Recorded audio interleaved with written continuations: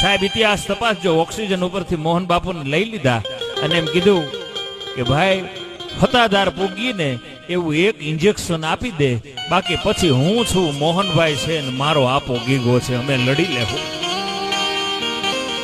કે બાપુ એકવાર વિચાર કરો કે વિચાર કરીને હતાધાર થી આવ્યો છું, હું કહું છું ને મારો ભાઈ છે, એને એક ઇન્જેક્શન એવું આપી દે કે હતાધાર આવી જાય, પછી અમે ત્રણ છીએ. અને સાહેબ ઇતિહાસ સાક્ષી પૂરે કે જ્યાં ઓક્સિજન કાઢ્યા પછી જે આત્મા જીવિત નહોતો રહેવાનો, એ પોતાના મોટા ભાઈ મોહન બાપુને ડોક્ટરે એક ઇન્જેક્શન આપ્યું.